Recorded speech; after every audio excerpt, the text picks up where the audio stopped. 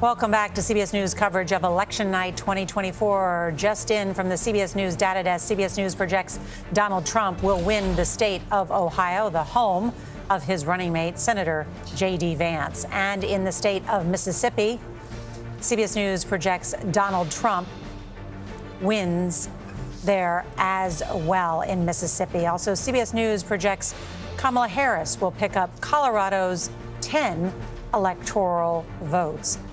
And in the hunt for 270 electoral votes, Donald Trump has 195.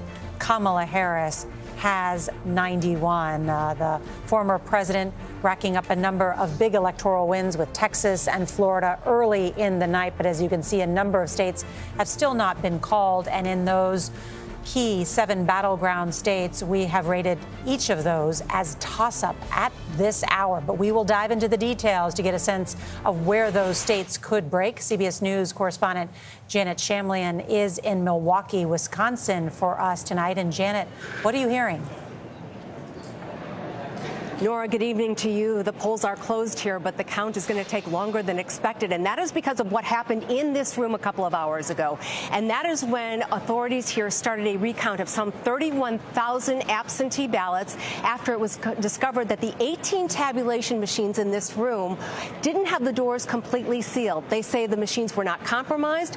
Ballots were not compromised. This is for transparency's sake and out of abundance of caution. But what was going to be a count going until 1 or 2 in the morning, authorities now say will be several hours longer than that. Nora?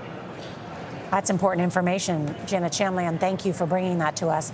National correspondent Jericka Duncan is in Detroit, Michigan. And Jericka, what are you hearing about turnout in Detroit and other parts of the state? Yeah, in Detroit, we're hearing from the Wayne County executive that they're expecting turnout to be slightly below what it was in 2020. Now, there were projections that it could be about 53% of registered voters, but last check, about 50% or so.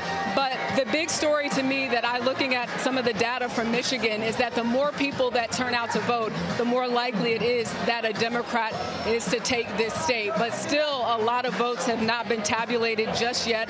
The UAW president took the stage not too long ago, encouraging people, trying to create that celebratory mood, telling me earlier today that they feel confident in the strides that they've made, knocking on over 300,000 doors in the last couple of weeks of this campaign. Nora?